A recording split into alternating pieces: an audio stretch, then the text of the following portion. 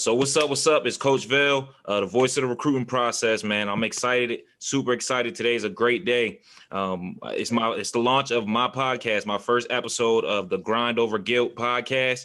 And I got a special guest in the building, man. Somebody who was super special to me in my journey. Somebody who was like one of the key influencers in my journey. So just want to have him on, have him share his journey with you guys, and to give you guys some inspiration. So without further ado, man, I got Easop Winston here, man. How you doing? Good, man. Thanks for having me. My dog, you already know what it is. It's my guy. So, man, just a little bit about Easop, man. He was my receiver for 2 years in junior college at City College of San Francisco. Man, when I say we had a crazy connection, some crazy times. I think we broke some records probably. I don't even know, but just a little bit about Easop too, man. He's a Washington State University single game record holder for touchdowns in the game with 4. Him and somebody else hold that record together. He went 25 games with the catch, so 25 straight games with a catch. All of my receivers know that is something that's super hard to do. You went seven games over 100 yards, and this is all D1 football too, by the way. And was all Pac-12 honorable mention. So without further ado, man, Easop, tell us a little bit about yourself and tell us who you are. So my name is Easop Winston Jr. From San Francisco, California. Like many, athletes could probably attest to, I've been playing my whole life. My dad was a quarterback, grew up, watching his clips when I was a baby, ever since I could walk. He kept the football in my hand, but, what I respect about, my upbringing, and it was always my decision on what I wanted to do. But sports was just always something I wanted to do. So, growing up, that's just how I was. And just kind of fell in love with the game, bro. I would go to sleep some nights with a football in my hand. That's how much I love the game. And I knew, from a young age, that's what I wanted to do. So, my parents, they just let me hone in on that. You know what I'm saying? And it was a blessing, having both my parents in my life, because they told me, like, what I'm saying, we got we got this, just do what you do on the football field and we'll handle the rest. And I know a lot of kids can't, what I'm saying, they got to do everything, work, play football, they got to worry about a whole lot. So I'm just blessed in that area that I was just able to focus on football. And man, I went to Sarah High School. Tom Brady's alumni there. I was about to say, man, you gotta throw that out there, man. Who? It's a famous quarterback who went to your high school, and they actually just won the championship today. So, the GOAT. Yeah, man. It's dope, being able to say that, because people be like, you can say high school with Tom Brady. I'm like, but I don't put too much on it. But yeah, him, Barry Bonds, and Lynn Swann. That's dope. Way back in the day, he played for the Steelers receiver. So it's kind of cool coming from a school like that, where a school where, like, it got weight on it. You know what I'm saying? When it comes to, so it was great. I was kind of a late bloomer. My freshman year of high school, I actually played quarterback at a public school called Jefferson High School out here in Daly City. It was like 10 minutes from our junior college. But I lived right next to it. I don't know if you remember. I lived right next to it. Exactly. Yeah. So I started out there my freshman year, and only reason I went there is because my family was going there. It wasn't really no thought put into it. I had like 3-4 cousins going there already. So coming out of middle school, I was like, I already know where I'm going. So that was cool. And the only reason I wanted to play quarterback growing up is my dad played it. And when I figured, when my freshman year of high school, I was standing at like 5'5", 5'6", and I'm like, I can't play quarterback if I'm trying to make it to the next level. Like, this ain't gonna work, But I always loved the game, so that's just kind of how it was my freshman year. So I played at Jefferson. I played quarterback my freshman year, and it was cool. Like, I was just having fun, playing the sport I love. But in my heart of hearts, I'm like, bro, if I don't grow, I can't play quarterback. Can't play quarterback, right? You know what I'm saying? So I never forget my freshman year of high school. My mom, out of nowhere, and this was probably one of the craziest days of my life.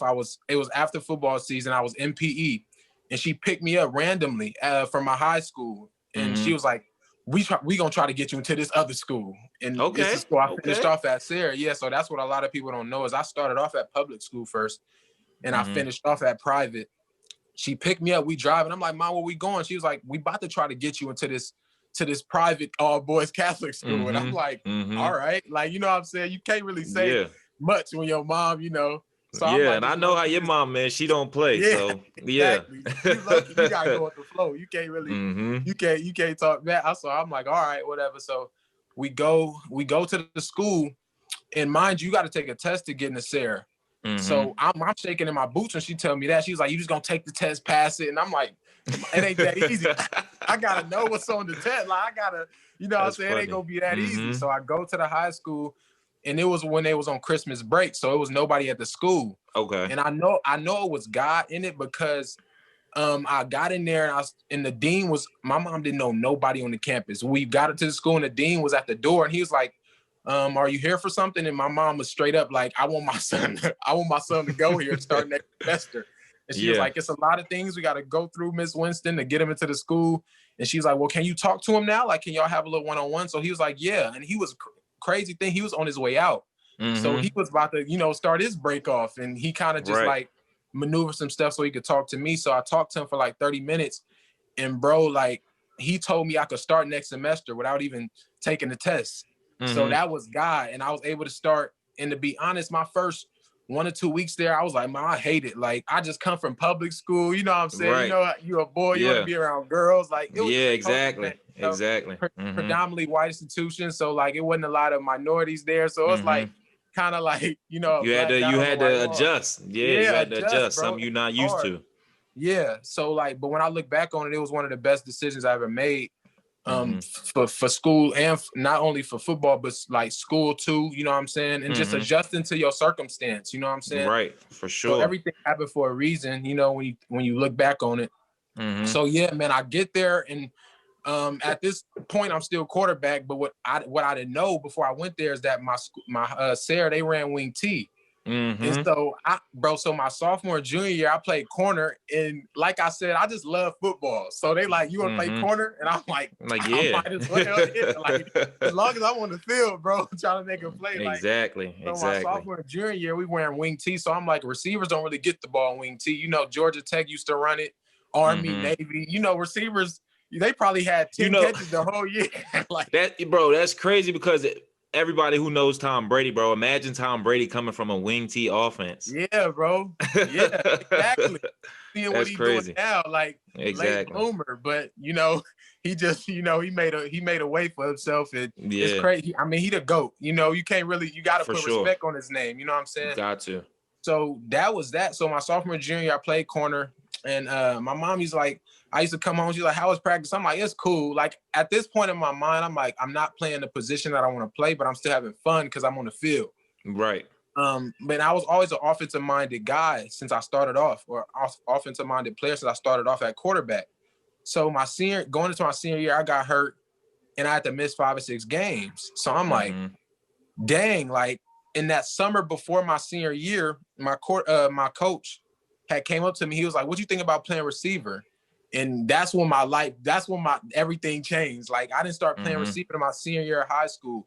And to be honest, I'll be telling people nowadays, bro, like I didn't know what I was doing, bro, at receiver in high school. Like I was really a late bloomer. Like I didn't have a receivers coach, you know, ever, you know, up until that point. So I was a U2, you know, Devontae Adams, like Odell, before my games, like on the bus, like, what can I do? You know what I'm saying? Like, I was out there freestyling, bro, to be honest. Yeah, with you. Like, me too. Me too. I was freestyling in high school too. I tell people that all the time, bro. Yeah, right. That's what a lot of high school is, you know what I'm saying? But it all work out if you just stick with it. But, you know, what a lot of high school kids don't understand is like when you a late bloomer, you know what I'm saying? Your road may be different from others. And that's why I tell a lot of high school kids and like kids in college, I'm like, bro, you can't compare your path to somebody else's. Everybody got a different way to how they get to where they get to. Some get there with flying colors, you know, right, without a scratch on them. And some got to take that out the mud, you know what I'm saying? But I feel like if a lot of kids, if any high school kids when they watch this is run your race. You know what I'm saying? Because, what's how social media is and everybody posting their stats where they getting recruited, that could easily like discourage some high school kids. Like, I'm not them. Or like, can I get there? When it might not seem like it, but I'm a living testimony, bro. Like, don't feed into that. You know what I'm saying? You got to stick with God. God give everybody a different path. You know what I'm saying? So you got to stick with that path and don't get sidetracked, and you eventually gonna get to where you want to get to. So out of high school, bro, like I didn't have no offers. I had zero, bro. And I'll be joking, like the only offer I had was a JUCO offer. Like, so I'm like, dang. So, and like, so because like you out of high school, I had one offer. I literally had one offer out of high school. Right. And that was to Marist College. And that was like a partial academic scholarship type thing, right? Right. So we both had unique journeys in high school. So what I want to ask is just tell me a little bit about your journey through high school and through the recruiting process when you were in high school, and then also, get into junior college, because I know we both ended up at junior college some way, somehow, and we both had different journeys. So just wanted to learn a little bit more about your journey and what you did in high school to get recruited and things like that. So, man, I kind of just stuck with it. Like my freshman year, having a transition from quarterback to corner, obviously mentally, I'm like, learning a new position, and like my whole kind of high school career, I had to kind of learn on the fly. You know what I'm saying? Like growing up, I wanted to play quarterback, and in my mind, that's all I wanted to do. So when it came to my sophomore year, and I got to play on the defensive side of the ball, it's like, what the heck? You know what I'm saying? And then my senior year, after my season, I only had like 3 touchdowns, probably like 400 yards in the season. Like I knew I had more in me, but I didn't have enough film. So I knew I had to do something to get my film out there. So, me and my uncle, my cousins, my dad, my mom, everybody was helping me trying to get my film out there, and no coaches was hitting me back. I think probably I forget what D2 school, but it was like 2 schools and a D3 school was the only like universities that contacted me throughout the whole process. And at the time, my senior year, my cousin Miles, he was playing corner at City, and my dad had went there, and my uncle. So I already had a connection to City College.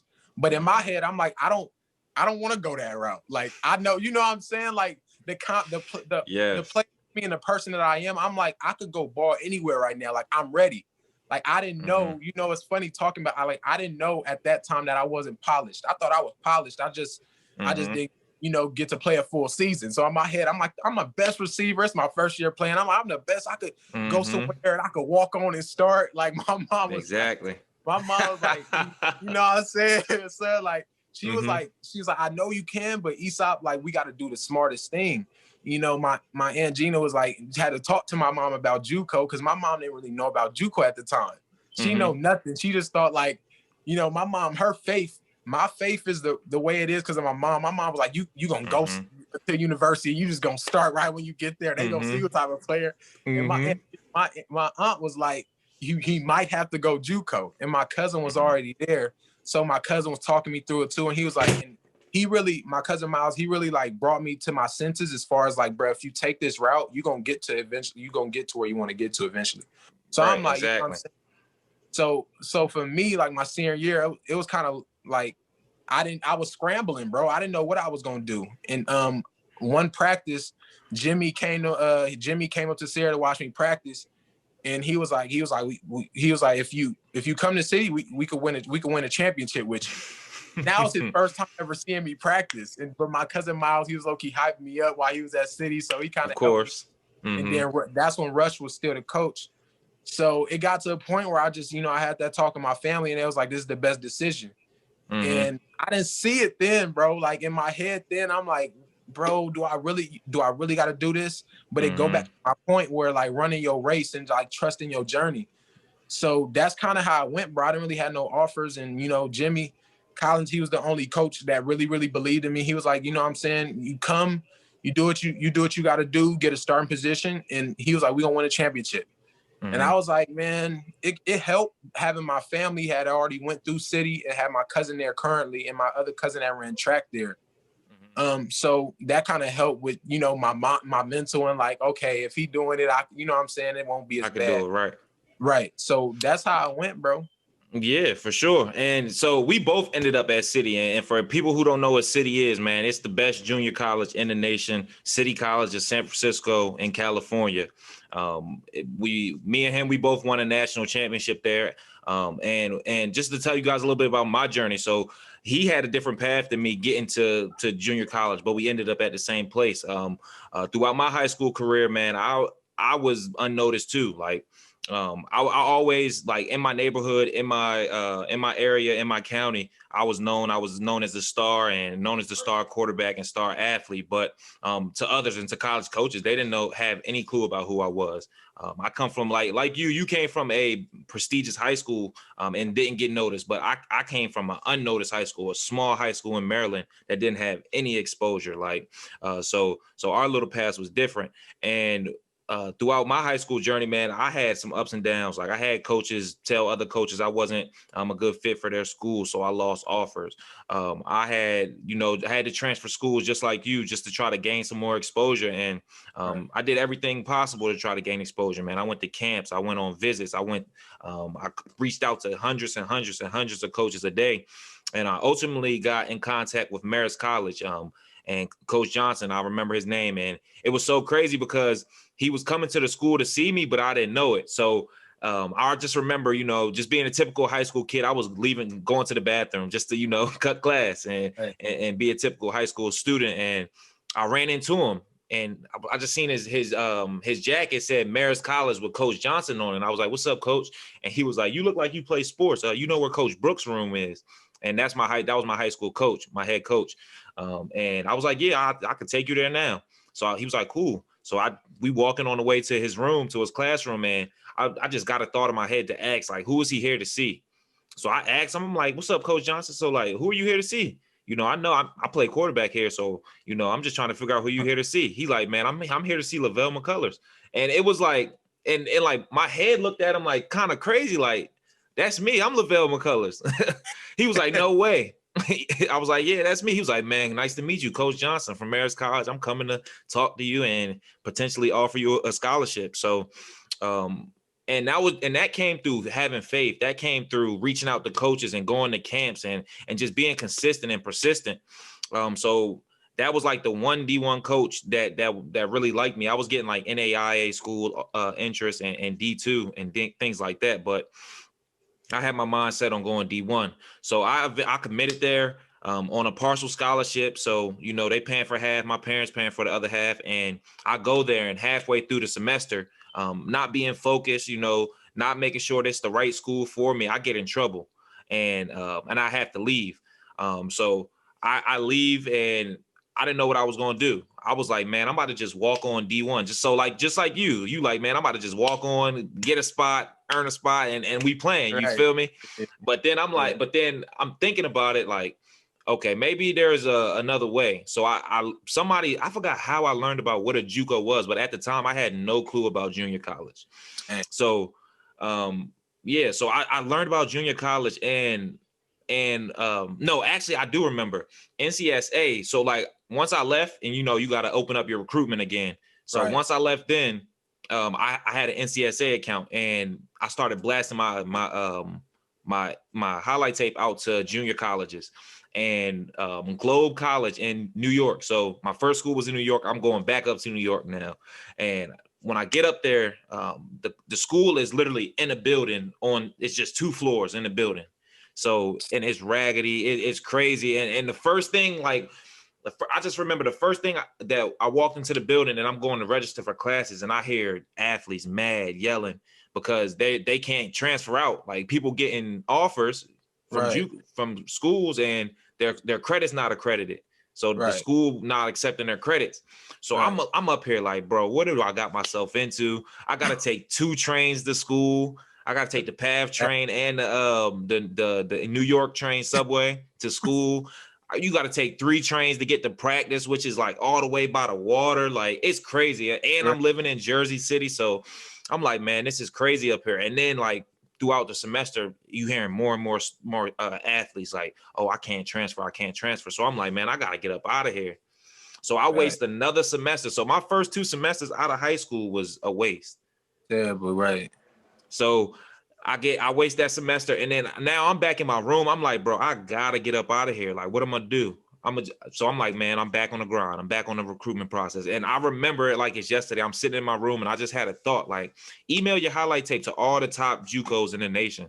So I literally went on Google, typed in top junior colleges in the nation, and it pulled up like a list of 25 schools. And I went down each school and just shot my video to it. And I remember the next day I woke up and Jimmy Collins was in my inbox. He was like, man, I love your tape. When can I call you? So ended up calling him. We ended up calling each other, talking. He ended up inviting me to a visit. And the crazy thing is, my mom is from San Francisco, so it was like a perfect situation. We killed two birds in one stone, where we went on vacation and I got to visit the school. And I don't know if you remember, but I came out there and I wasn't even supposed to practice, but Jimmy was like, come on, come in, throw. I think I do. Yeah, and so I threw the first day, and Jimmy was like, "Oh yeah, you gotta come out here, like you gotta come." So I was like, "Man, it's all the way across the country, like right. I'm about to come. It's not. I gotta do something." So that's how I ended up at City College, man. So we both had two different journeys and two different paths of and overcoming adversity, and it just shows you that having faith, staying consistent, keep grinding, and the name of this podcast, Grind Over Guilt. Where, man, we're not going to feel guilty about ourselves if we don't make it happen. Or if we fail and we don't make it happen the first time, we're going to keep trying and grind for it. Exactly. So just to transition a little bit, man, we both played at City College of San Francisco. Like I said, it's the best JUCO in the nation. So just talk to me about your experience there and you know, your journey throughout that whole junior college experience. Because a lot of kids that I talk to on a daily basis are seniors and juniors that don't have exposure and don't really know what junior college or prep school is. And what I tell them is it's a great situation if you're trying to get a scholarship and trying to play at the next level. So yeah, just talk to me a little bit about your journey and what you experienced at the junior college. Yeah, well, me personally, I knew I should be there. You know, when I got there, you know what I'm saying? I was like 5'7", 160 at the time. Like, I'm like, this is probably the right spot to be if I'm trying to develop myself. So I graduated high school 2014, got there, and I just knew, like, the thing about junior college, what I noticed is everybody was kind of fighting for that same thing. And just to have, like, you look to your left, you look to your right, and the player right next to you want the same thing that you want. You know what I'm saying? So it was a brotherhood as soon as I got there, because I'm like, we all trying to, you know, get to college and, you know, like not have to pay for school, anything. And that was my mindset. Like, my high school tuition was already like a college tuition. So in my head, I'm like, I don't want my mom to pay for college. So I know a lot of players, you know, thinking the same thing, you know what I'm saying? And around San Francisco, a lot of city schools. So I know it's a lot of guys, you know, get exposure like us, you know. It's just kind of you just kind of seeing yourself in the next person, you know what I'm saying? So facts. First thing I noticed, and I'm like, all right, well, we gonna rock this thing out. Like, you know what I'm saying? It wasn't, I felt like I was amongst guys that, you know, that were like me. So that's how I should be there. And I was there, a lot of people don't know, I was there from 2014 to 2016. So it was a lot of time, bro. I ain't gonna lie, I wanted to hang it up. Like, I gray shirted in 2014, and I just remember, like, that's when I always loved football, but when I was at City, that I knew how much I loved it. Because the fact that I knew that was 2014 was the first year I had ever had to sit out of football. You know what I'm saying? You know, finding out that I had the gray shirt, and it was a decision made amongst my family. You know, decision like that, you wanna have talks with your family and just see what the best route to go is. And so I knew I needed to get bigger, stronger, faster. So that's what I did, bro. Like, I dedicated myself to my craft. That was the first time I had a legit receivers coach. Andre Kelly and Andre Allen. Yes, sir. I don't know if you know, but Coach Allen, he at Washington State now. Yeah, I know. I seen that. I seen that, bro. That's crazy. Like, that's crazy. Right when I leave, you come. Yeah, that'd have been crazy if he'd have came when you was there. That'd have been crazy. But nah, those are two of some, and just to touch on those two coaches, Coach Kelly and Coach Allen, those are some of the best coaches I've been around, really? Football wise, in a while. Like even some of my D1 coaches that I had, like Coach Andre and Coach Dre, he was our offensive coordinator and our receivers coach, man. Right. The plays and the game plans that he drew up for us, bro, was crazy, bro. What is the position, bro? I swear. In position. It was like a video game being out there. It really was. No cap. We had so much freedom, bro. And I'm like, yes, this is crazy. Like, this is where I like that's when I'd like just start. I got out of my head of like how long I was being there. I just eventually like I would wake up and I'm like, this is an opportunity. You know what I'm saying? Like I seen my mindset at JUCO start to shift from it being negative to it being positive. And that's why JUCO is one of the best decisions I ever made in my life. Cause but your thought process is different when you get to D1. You know what I'm saying? So that's a fact. My gray shirt year, you would have thought I was playing, bro. I was going to all the games, bro. I never missed a practice. And I seen guys that I gray shirt with and guys that, who came in at the same time I did, like just kind of just fall off, It's probably 2 or 3 guys that I can remember we stuck through it all. But it just helped me develop, as a receiver, just in school, just really as a man, you know what I'm saying? I'm in classes with 40, 50-year-olds. Like, what am I doing? Like, facts. like, you know what I'm saying? And to touch on mindset, and to touch on what you said about mindset, bro, because a lot of people think that JUCO's easy when literally JUCO is the grind. Like, it is. Only a few people, like you said, only a few people made it. Like you said, just 2 or 3 people that you can really think about who really stuck to it and grinded out and made it. So, and that's one thing I just want to touch on is, man, junior college, prep school, even D1, D2, D3, it's a grind. Like, you got to have a positive mindset because only a few people make it out of that situation. I mean, and also to touch on something that you said earlier too, about, you seeing yourself and others and seeing everybody had that same goal of wanting to make it. I tell people all the time, the best brotherhood and the best teams and the best players that I played with came from when I was at JUCO, and we both been on the D1 level. I don't know about you. You were on a higher D1 level, but me personally, some of the best people I done played with, the best players I done played against came from when I was at JUCO. Because everybody has that same hunger. Everybody's trying to make it to get that scholarship and get to the next level. So that's just something I wanted to touch on. Yeah, most definitely. Like one thing that always stood out to me is that junior college, that our practice was competitive. You remember? Facts. Like, Beyonce or like 707, like we was talking smack. You know what I'm saying? Crazy because when I got to D1, it wasn't as much as I thought. And I'm like, what? But it just showed you how everybody was fighting. Exactly. Right. You know what I'm saying? It was a dog mentality, JUCO. And, every game I played, that cornerback, you know what I'm saying, always was trying to bring out that competitive edge in me. You know what I'm saying? It was just crazy at practices. Like, it was just so fun because, like, you was going to figure out how good you was when you was going up against whoever. That's a fact. He was on our team, straight up. Yeah. But, like, crazy because it translated to games. You know what I'm saying? And you ain't gonna let nobody press up on you because you know what I'm saying, you know what's up, you get it in practice. So it's that too, like that's how bad guys wanted it at that level. And so I grade started 2014. 2015 was my first playing year, and to be honest, bro, like I didn't know what I was getting myself into. I'm like fresh off a gray shirt year, bro. I'm about to play. Sir. I don't know what to think, bro. This about to be my 3rd year playing receiver. I played in my senior year or 2nd or 3rd, but I started in 2014. Played it the next year. So really like one full experience of just like learning the position. So you could just imagine the thoughts going into my head and going into that season.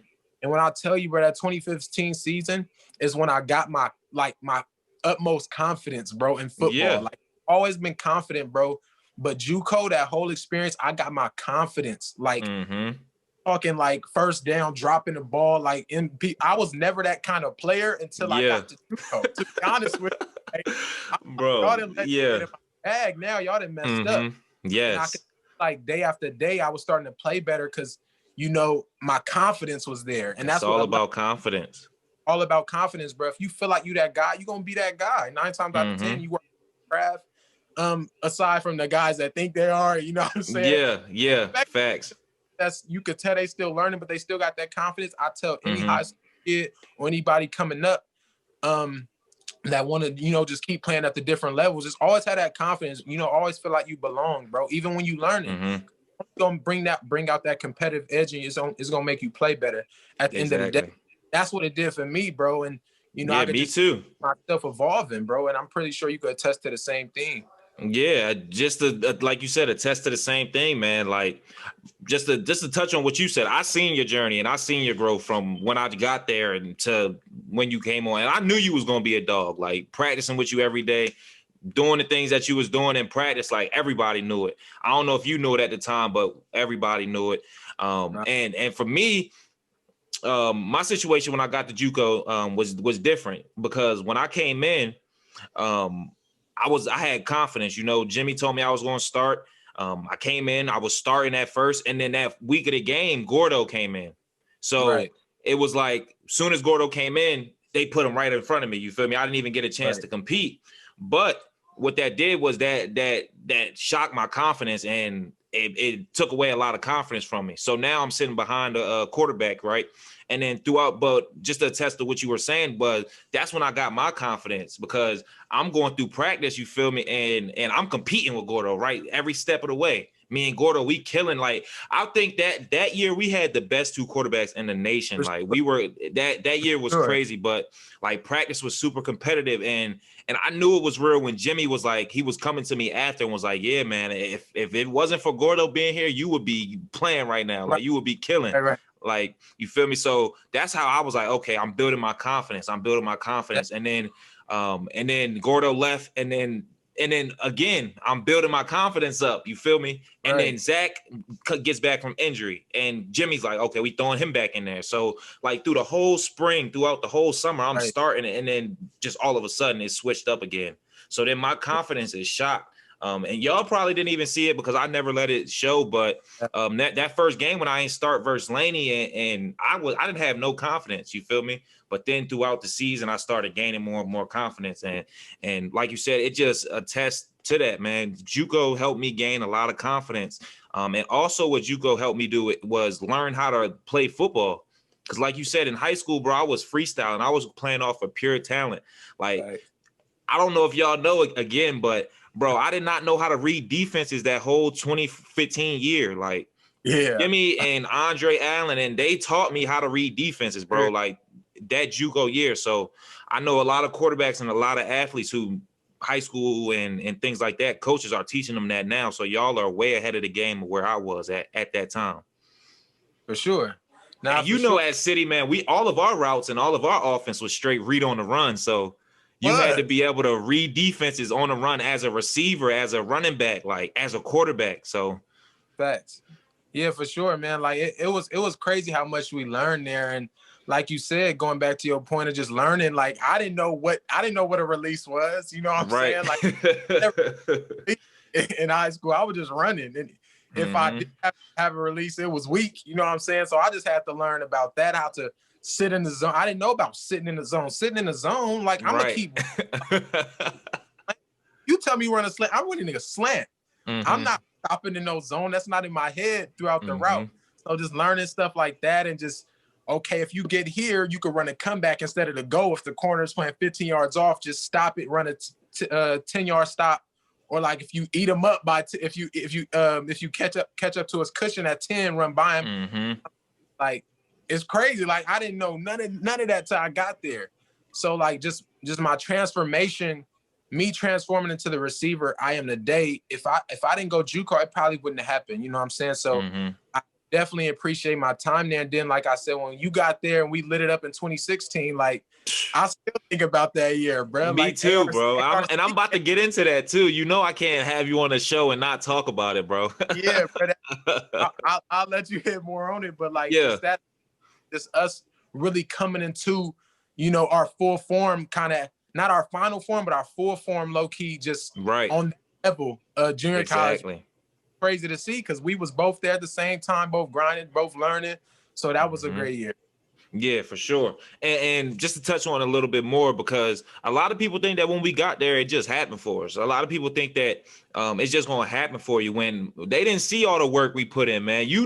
Man, we put in so much work after practice and on the weekends and like, bro, just getting group sessions in and throwing and just being on the field together and stuff like, and even just bonding together, going out to the little night spots, or going to get food and going back to the apartments and playing games and stuff like that. So people think that it's just going to come to you and it's just going to be easy, but no, we put in so much work, like hours and hours to make that thing work and to have that connection. So but I do want to talk about, man, my favorite game ever, the ARC game, man, American River. In that, going into that week, they was ranked number 2, and we was ranked. No, I mean, they was ranked number 1. We was ranked number 2, and everybody was talking about how we was coming off a national championship and we wasn't going to beat them, and they was so much better than us, and that was my best game ever. And I don't know, it might have been one of your best games too. So.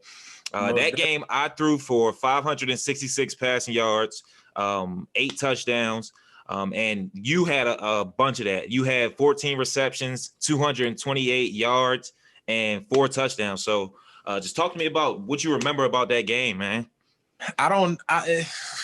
Man, to be honest, like when you look back on certain games, like me and you know it was going to be that kind of game before. You know what I'm saying? Before the game, you just never know. You know what I'm saying? What that game that you look back on, 5-10 years from now, be like, that really happened. Right. And game was going along. I remember you threw me an out. I think that was my first touchdown. I think you threw me an out. And I was like, is it gonna be one of them games? Bro, I know the exact play call, bro. It was open right 70 Chuck, bro.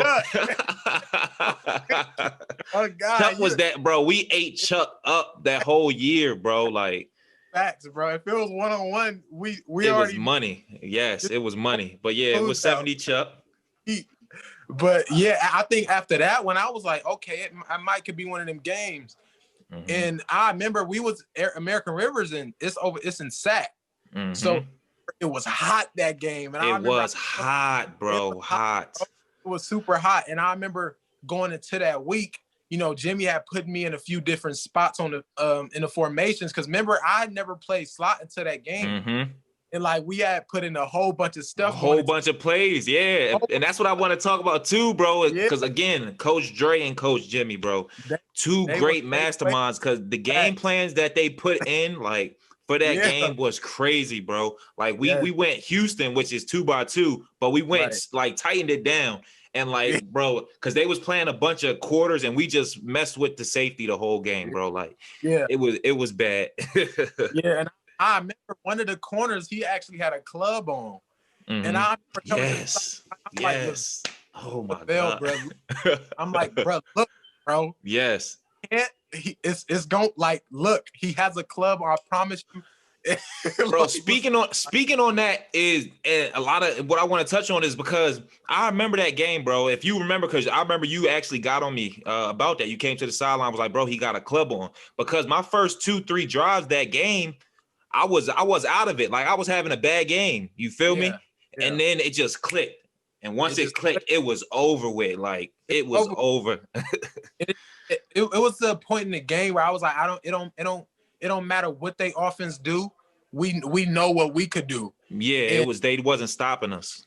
And like as far as like favorite game and like big game, I remember, if I could just bring it up my whole life. Yeah, even more over Division I is probably that ARC game, because it was just fun. Like growing up, you dream of stuff like that. You know what I'm saying? Exactly.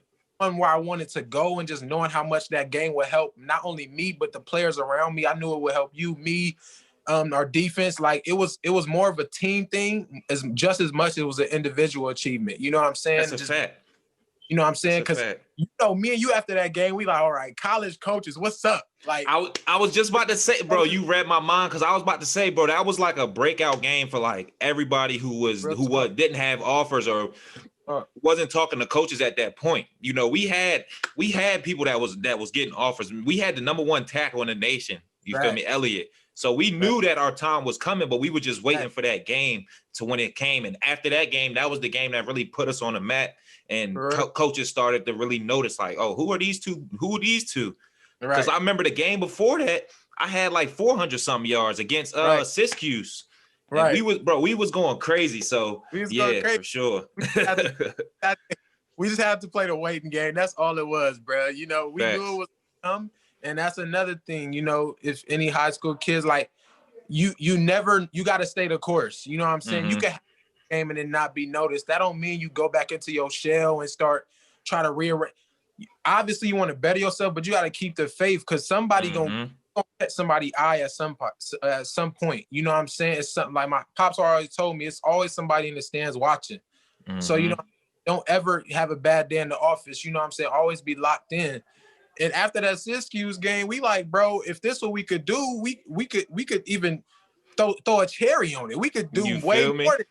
You know what I'm saying? Exactly. Like, Scott, you know what I'm saying? And to be honest, I'm like, can I outdo this game? Or facts. Syracuse game on that ARC, I'm like I didn't expect it, bro. Like, me either, bro. Bro, we just here to play ball. Yes. And just to see how that game unfolded was crazy. In the 92-yarder, I'm like, yes. I'm like, and bro, something I never told nobody, bro, but I almost missed that throw, bro. And you were so wide open. It'd be the hardest ones though, as a quarterback. I swear.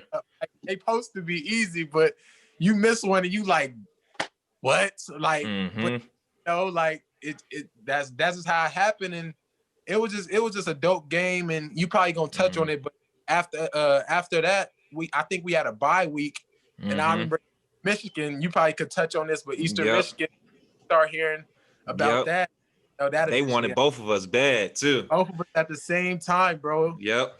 But yeah, so just to transition off of the JUCO topic, man. For people that don't know, me and Easop, we both made a JUCO All-American that year. He was the best receiver in the nation that year as well. I wasn't the best quarterback, but I was ranked top 5. And we won a natty in our 2 years there. So we won a national JUCO championship. I don't got my ring right now. It's at my parents' house. But yeah, we won a natty in those 2 years. I think we lost 4 games, something like that in 2 years. So like we barely lost. Like, so it was a great experience. I tell all my seniors or juniors that don't have any experience or don't have any offers or don't have any exposure to college coaches, man, think about JUCO, think about prep, because it's a great way to earn scholarships. We both earned full scholarships, so we both got our education paid for. And this is we're going to transition into that now. So I ended up going to a D1 AA school, Prairie View A&M, in Houston, Texas. Easop ended up going to Pac-12 school, Power 5, what everybody dreams of. So he went to Washington State University. Everybody knows that school is a great school. So just talk to us a little bit about that and what it was like going to Washington State. It was dope. Well, first of all, man, they offered me super late. I remember we got our offer from Eastern Michigan, and I remember you had got off the phone with them, and I'm watching the phone with the facts. I remember that. I remember that. Is they talk about me or like? And I remember when you got off the phone, you was like, they about to call you in 5 minutes. Just hold facts. It. And I remember that we was outside the weight room. I remember that. That's crazy. Drop. I ain't going nowhere. I'm gonna stay. And literally like 5 to 7 minutes after you talked to him, he called me. And that was just, it's crazy that we having this talk because we both experienced that moment at the same time. And I imagine how I felt for your family. I know how I felt for mine, and just finally like getting a recognition you deserve. And like a Division I coach actually like really believing in you to give you an offer. Like, everybody take it differently, but I know for me, it was like one of the biggest moments of my life. You know, it brought tears to my eyes. You know, I got home that night after they offered, and me and my mom had a moment where we were just crying because, like, I know, you know, how she had to scramble, you know, to pay for my private school tuition in high school, and it was just, you know, my reward for her. I was like, the least that I could do is ball out at JUCO and help her not have to. She ain't gonna have to pay for nothing in college. You know what I'm saying? That was always my motivation. And to touch on that, yeah, for sure. And I want to touch on that too, because like you said, your mom and you always wanted to do it for her. Like I broke down at that moment too, because after all the trials and tribulations I went through, my journey was a little different than yours, of course. So like I said, I got kicked out of my first school and I was on a partial scholarship. So imagine your parents already, you know, they paying for school too. And Right. all that money they just paid for that semester going down the drain. You feel me? So Right. I'm like, man, I gotta do something to make it up to them. Like something. I gotta get this education. I gotta get this full scholarship. So it's just about what's your why and sticking to it, because you're gonna go through ups and downs. You're gonna have obstacles that you're gonna go through. And just having that why, which was to me to make my parents back proud of me, and you to do something for your mom. So that's something that's key to everybody's journey, is you have to have a why. You have to have something that keeps you grounded and keeps you 10 toes when things get hard. But continue. Yeah, so we got that offer, and I remember I went on my visit there, and it was just the greatest thing in the world. Like, coming from where I came from in high school, like I never had nobody praise, like I never got no praise for what I did. You know what I'm saying? Probably in Pop Warner, because in Pop Warner, you that guy, like, you that guy for sure. But that at high school and like JUCO, and like, you sometimes you just don't get the recognition you deserve when you want it. But like I said, I just had to play the waiting game, and my visit at Eastern Michigan is when kind of stuff started coming full circle. I'm like, it's really a coach who like believe in me, bro. And like, I was one of the few receivers. I think it was like one other receiver outside of me that he offered in that whole class. So just to like have somebody believe in you, like put football aside from it, somebody believe in you that to just, that much, you know what I'm saying? To give you I was taking it all in. I didn't take none of it for granted, bro. Like, I was there asking questions. Like, I was soaking it all in, bro. I still got videos from my visit on Easter where I'm just like, you know how it is. I'm like, it's going out here, like, this is the weight room, and like, just experiencing it. Like, I was FaceTiming family back home. Like, I took it all in because I know I know how hard I work. You know what I'm saying? Like, if I can help any high school kid, like take everything in, you know what I'm saying, when you're going through that, you know what I'm saying, because you don't get that back. You know what I'm saying? That was the only offer that was the only visit I went on, and at that moment, that was the only school showing me love. But anyway, so Eastern offered me, man, and I'll never forget. Like, I was at the house that I'm at now, my cousins, and he was like, so they showing the most love. What you gonna do? I'm like, man, make the announcement now, man. Forget it. You know what I'm saying? Facebook, Twitter, Instagram, like where I'm going. So he was like, all right, we about to do it. So I never forget, I did it. And signing day was like a few days after I had made my verbal. I hadn't signed yet. I hadn't did my NLI, but I was like, I just verbally. So, when you verbally commit, you could opt out, you could get out of that. You know what I'm saying? You could verbally commit to anywhere, just as long as you don't sign that paper. So knowing Eastern was the only school showing me love, for me, that's kind of what recruiting was at that point in my life. My parents was just like, whoever's showing you the most love, that's kind of who you got to go with, because, you know what I'm saying, they sending coaches from Michigan, from Ypsilanti, Michigan, up to San Francisco to meet with me like 2-3 times a week. Like, I remember. They wanted us bad, bro. They did. They definitely did. All they chips in us, bro. So I was like, this might be the spot for me. But growing up, bro, in my head, I always wanted to play close to home. So although I had that offer from Eastern that I was so proud of, and so, I put everything into it, and just to finally get that offer meant so much to me. But in the back of my head, what you don't know, probably what a lot of people don't know, is I always wanted to play in the Pac-12. But at that moment in my life, that was nowhere to be found. Right. So I was just like, God, I always go with God plan, bro. I'm like, if God, I'm like, this is what I'm gonna do. You know what I'm saying? I'm not gonna even question it. You know what I'm saying? Like, I'm gonna just trust the path that you have for me. So the visit went well, and I verbally committed. Friends hitting me, congrats, bro. I know how hard you know how that go. So that was all cool, whatever. And 2 days later, signing day is in like 3 days. I was taking my sister to volleyball practice the day that I verbally committed to Eastern, and Gordo texted me, my quarterback from 2015, who was already at White. So I'm like, and what a lot of people don't know is at that time we had Rob Taylor that had just went to Washington State. We had Shalom Luani and Gordo. So we had and what's the name was committed there at the time too? Rob Valencia. Yeah. So I'm Yeah. like, bro, if I could go there, I'm for sure. You know what I'm saying? I'm for sure. Why wouldn't I go play in the Pac-12? You know what I'm saying? With a guy that had already won a national championship with, like, why pass that up? But at that time, bro, nothing was on the table. So I was driving. It was a rainy day. I'll never forget. I was taking my sister to volleyball practice the day I committed to Eastern Michigan. Gordo texted me. He was like, "Congrats, bro." He was like, "I wanted you here." He was like, "We still might have something. I don't know." He don't know. He just texted me that, like, we still might have something. But he just said, like, just like to low key keep my hopes up, or just like he wished that I was going there with him. So he texted me that, and I'm on the phone. I'm looking at the text like, they might have something for me there. What that mean, bro? Like, do I gotta call you? Like, what's going on? Like, I'm committed. I just verbally committed to Eastern. Like, what do this mean? So 5 minutes later, after he texted me, I just pulled up to my sister's volleyball practice, and I told my sister, I was like, Gordo just texted me like Washington State might have something for me. And she was like, my sister looked at me. She was like, I'm not getting out the car. What you mean they might have something for you? Like, so she didn't even want to go to volleyball practice. So it was just crazy. And then 5 minutes later, after he texted me that, he was like, I think our receivers coach is about to give you a call.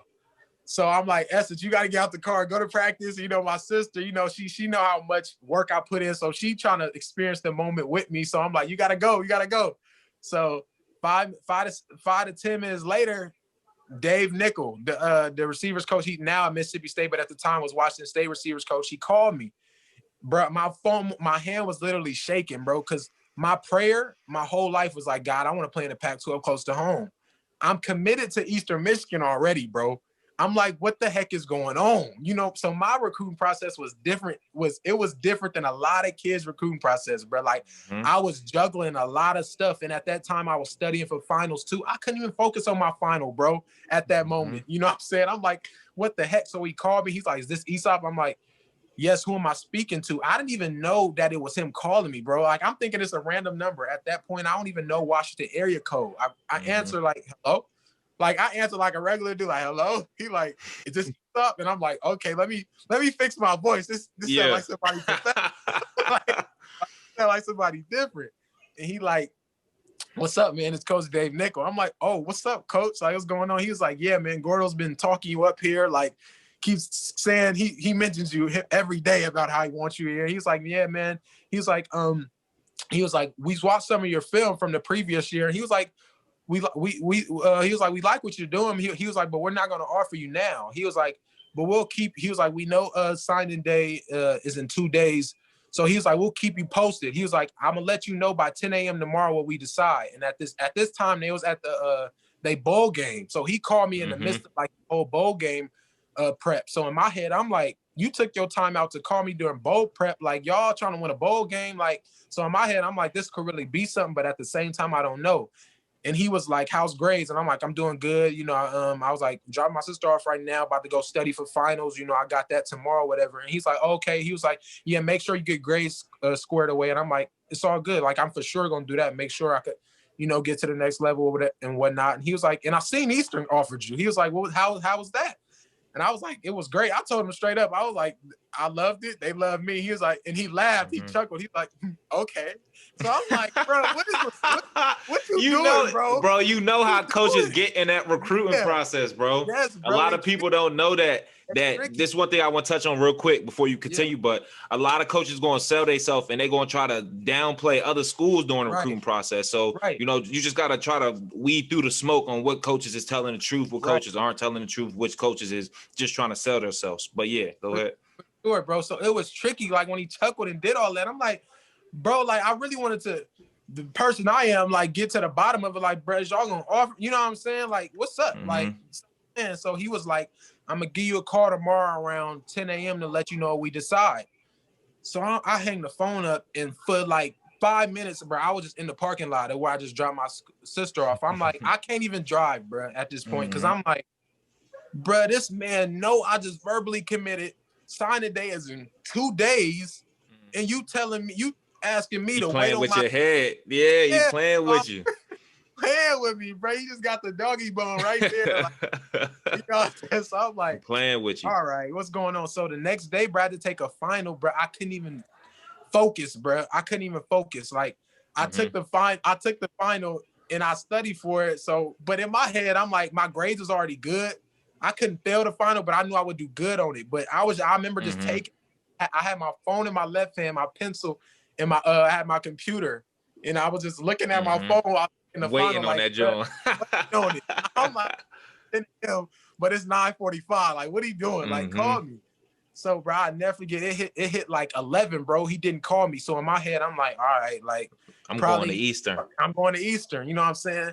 I never forget, bro. It hit 12:15, bro. My phone ringing, same number. My heart, bro. I felt like my heart was on this floor next to me, bro. I felt like it just fell out my chest, bro. I'm like, bro, I couldn't breathe. I'm hyperventilating, bro. I'm like, what is about to happen? Like, is they gonna offer me or what? I'm like, I'm to Eastern. Like, what is it gonna be if he offer me? And I gotta. My mind is like not in the moment. It's like what I gotta do. You know, if it do happen. So he thought, what's up, man? I'm like, what's up, Coach Nickel? Like, what's going on? He's like, yeah, man. So we ran your tape through the whole staff. You know, to be honest, man, we love you. He was like, you know, I put your tape in front of the whole staff, and he was like, and everybody was like, you know, we think he can help us at the program. And I was like, oh, okay. And he was like, are you done with finals yet? I'm like, nah, I'm almost done or whatever. I was like, but he was like, okay. He was like, how were your grades in? And I'm like, I'm gonna have over 3.0. Like, I'm gonna be solid. And he was like, oh, okay, cool. He was like, well, since that's all squared away, he was like, yeah, man, we want you. Just like that. He was like, we want you. Bro, signing day is the next day, bro. Like, I remember. I remember when you got that offer, bro. I was so happy because, bro, dude, I feel like, bro, they did us dirty. I don't know why, and I don't know why, but like we both was All-Americans, bro. Our numbers was crazy, our film was crazy, but we didn't get those big offers that other kids was getting. You feel me? So I never understood that, and you know, I'm still friends with Matisse. That's like my best friend. So, and he always tell me that, like, bro, I don't know what happened at City, but y'all just, you, Easop, Modise, like money, you feel me? Like all of y'all was killing, and we didn't get like no big offer. So when you got that Wazoo offer, bro, I was so happy for you, bro. Like, so happy. Yeah, man, it was crazy. And even just coming from City, like being, you know, being at the top junior college, you expect them schools to come. Exactly. You know what I'm saying? Elliott, Emma, and like I remember we having talks. Like I remember we for practice. I'm like, Bill, when we gonna get it, man? Like they playing with us. Like we killing this year. Like why they playing with us, bro? And then like Matisse, he's so like I still talk to him from that. I still talk to him from time to time, and I remember I stretched by. Don't even trip, it's gonna come. And I never forget, because that was one of the first, after we said what's up, he's like, stop, don't trip, bro, keep going crazy, it's gonna come. But at that moment in time, I didn't see it, bro. But you know, just having the family, having the support system that I had, they knew I wanted that big offer. And when I wasn't getting it when I wanted, they was like, just stay the course. So God literally stretched my faith to like the day before signing day, bro. Right there. And that's what I could tell a lot of how, like, you never know when it's gonna come. Do not take your foot off the gas. Do not take your foot off the gas. The moment you want to give up is gonna be the moment God give you exactly what you want. He gonna push you. You know, like currently, right now, I'm a free agent. God is stretching my faith, but I've been here before. You know what I'm saying? So that's why my confidence is still at an all-time high. Like I haven't lost confidence throughout this time or nothing. You know, I know my time go come. So like that's one thing I can say to inspire the young kids. Like just stay the course. When it don't go your way, you know what I'm saying? Life gonna throw you curveball. What you gonna do with the curveball? You know, are you gonna try to hit it or you gonna run away from it? You know what I'm saying? And I chose to embrace it, you know. So, you know, just being there and just being in them different points in my life, like I got unshakable faith, bro. You know what I'm saying? Me too. And you know, when I got there, I just remember like this is Division I now. I'm like, bro, like I ain't gonna lie, like I was like, okay, a lot of these dudes they came out of high school. Like I went JUCO, like how much better than me. I'm like I've checked, you know, like after they offered me, I started checking online, like which one of these corners went to JUCO, who had to, and not a lot of them did, bro. You know what I'm saying? Probably I could count on one finger how many of them went JUCO. So in my head, I'm like, man, they might be a lot better than me since they have to go to JUCO. You know, I start having all type of different thoughts. Like, am I gonna fit? Like, do I belong here? And I just have to remind myself that God had placed me in a position, you know, and if he placed me in a position, then I belong in it. So that was my mindset. And yeah, bro, it was dope there, bro. Like the fans, like I just remember like they introduced all the newcomers. Like our first like 2 to 3 weeks there, we have like a big old thing where like the freshmen get in the stadium, and then like we got to all the new football players and athletes got to introduce themselves on a mic in front of the whole stadium in our football stadium, and like everybody dope, crowd going crazy, and it gets to my name, and I'm shaking with the mic in my hand. I'm like San Francisco, California. Like you have to say like your name and where you was from. I say my name where I'm from. The crowd, they don't even know who I am, but it was just the atmosphere. Like they was going crazy. I passed the mic off to my boy. He say the same thing. So that was like one of the first memories I can remember when I first got there. Is just like the atmosphere. It was dope, bro. Just the whole experience, you know, just being able to play with Gordo again and the stuff we did there, and just you know, it was a blessing, bro. Because I remember at one point in my life, to be honest, like in high school, I didn't even think it was possible, bro. Like, to be honest with you, like I was I want to get to this point, but I don't know how I'm gonna get there. But like I said, me and you both, we had to take the long route, you know what I'm saying? And it ended up working out. So like I go back to my point, we chose to run our race, bro. We didn't throw in the towel. You didn't throw in the towel when you wasn't starting. I didn't throw in the towel when I was gray shirting and wanted to play. And I didn't even, my first year playing, I didn't even start in 2015, bro. Like I had Amir starting over me, who was a great player, and I'm like, you know, if he probably deserved to be in the starting position, I probably didn't do enough. And I remember starting the second half, you know, they was just trying to figure out who was going to start in the second 2015 season of the first game. They threw me in there, bro. And that was my first time getting on the field in that season. I didn't start playing to the second half of the game. And, bro, I ended up catching like 2 touchdowns at the end of the game. I caught a 2-point conversion slant. And that's when I was like, my confidence, I was like, okay, I'm here. You know what I'm saying? Like, can't nobody do nothing with me. Like, that's just how I felt. Bro, you know what's so crazy? Our stories are so much similar, bro. I'm just now realizing it, because you didn't play till your second half of the first game, and neither did I. Remember the Laney game? I didn't play till second half. Yeah. And it was like Zach had threw 3 picks. We was down, and like it was like, okay, now I got to get here. I'm trying to bring us back. And like I got in there, I balled out. We didn't win the game, but it was like, okay, he's the starter now. Like everybody know. So then like I said, the next game we start picking it up, going on the road. So yeah, it's not about how you start, but how you finish. For sure, bro. Just stay in the course, and that's anything with life, bro. Not anything just sports. In life. Just you know, you could compare it to anything, bro. Like whatever you face, and just you know, it's not always gonna look how you want it to look, bro. If it was gonna look how you want it to look, then you wouldn't appreciate it as much as you do now. You know what I'm saying? Like I appreciate my story because I didn't go the easy route. You know, I had to take the like I like to say I had to take the stairs. You know, I didn't take the elevator, bro. I put in leg work to get, you know, to where I am, and I wouldn't trade my story for anybody else's in the world. Facts. So you get to Washington State, man, and you got 2 years left. So, well, 3. You redshirt, right? You redshirt your first year there. So then after that, you start. And in those 2 years you started, man, you had almost 140 receptions, 2,000 yards, and 20 touchdowns. So talk to me about playing on that level and being on the field and accomplishing those great things at that D1 level in the Pac-12. It was a dream come true, bro. It was a few years I would never forget, bro. And I just remember how it was all orchestrated, because when I first got there, they had 2 outside receivers there who were best friends. And then like they inside receivers were established too.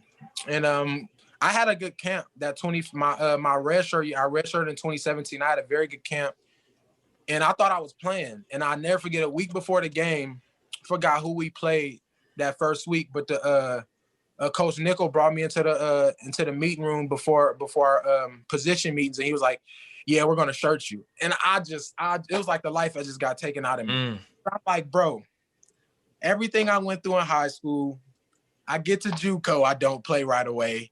Got to play 2 years. Already spent 3 years at JUCO. I'm getting older. I know I'm young, but I'm getting older. I feel like I could play right now. You know, I feel like I was ready. You know what I'm saying? And told me I gotta sit out again. So I'm like, bro, are you kidding me? And that year, bro, we was going to Cal. I'm from San Francisco.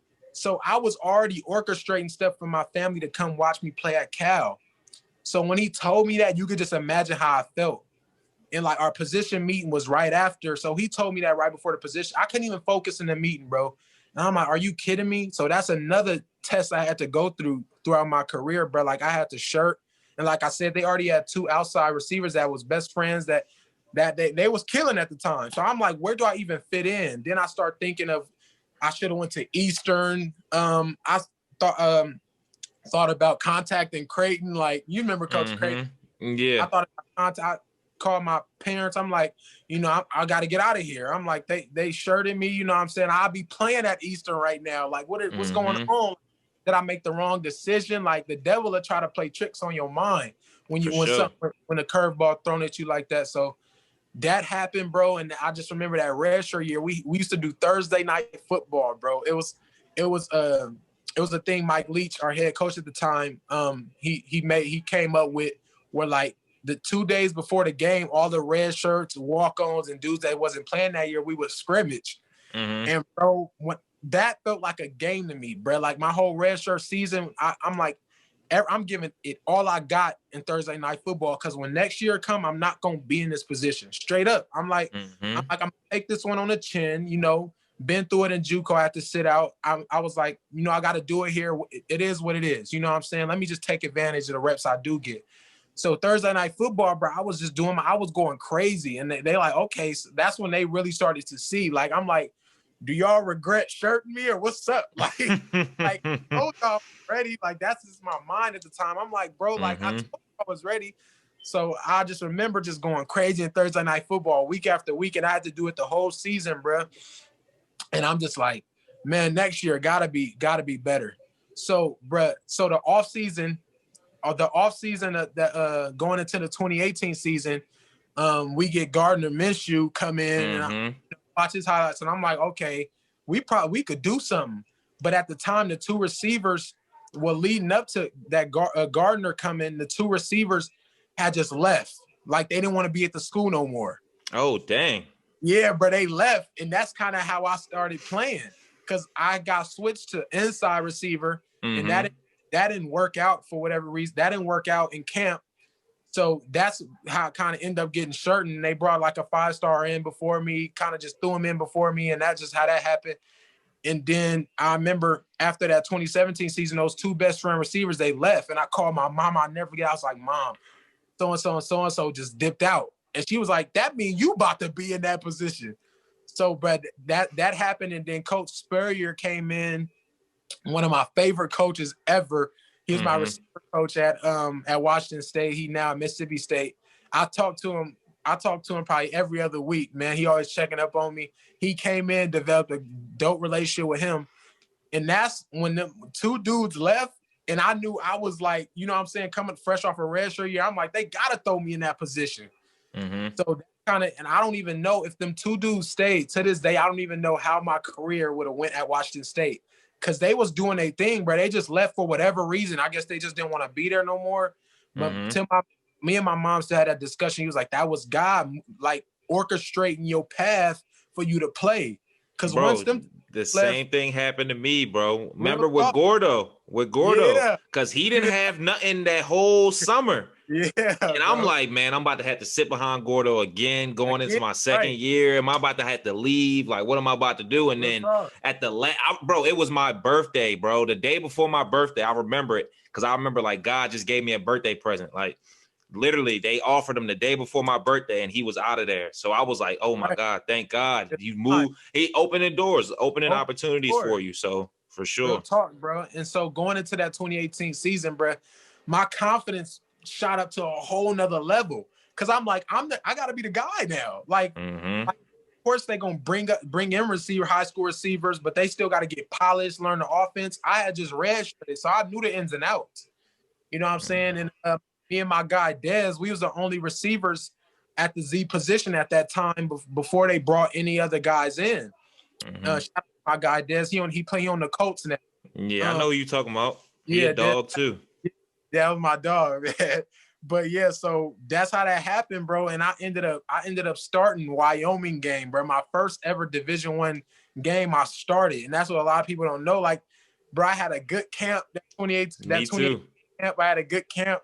And I ended up starting, bro. And I never forget when because we played in front of some cool crowds. Some cool crowds, yeah.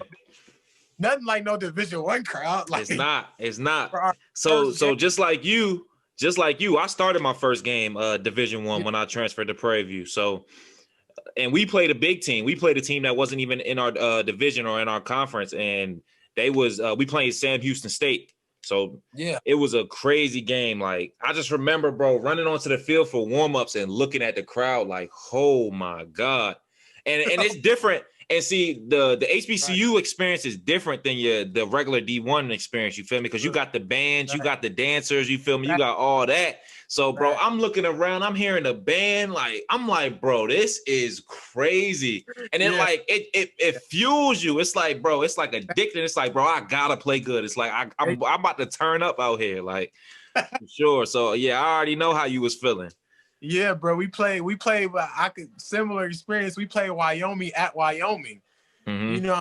And like just even like I could just think back to the preparation, like the week I was talking to my mom every day. Because my mom, she my number one. So yeah, I already know Mom Dukes. Yeah, I call her for everything. So leading up to that game, when I found out I was gonna start, I was like, Mom, I don't know how I'm gonna do. I ain't never played it. I ain't never played in a game at this level. Like, am I ready? And I just remember her kept telling me throughout the week, like, you ready? You was born for this. God put you there. You belong. You belong. And once those thoughts started to really resonate in my mind, I was like, you know what? I do belong. Like, it's time to turn up. And when we got to the field for warm-ups, bro, Wyoming, they yellow. That's where Josh Allen for the Bills. Yeah, Josh Allen. Yeah, I know. The yellow, brown, and white.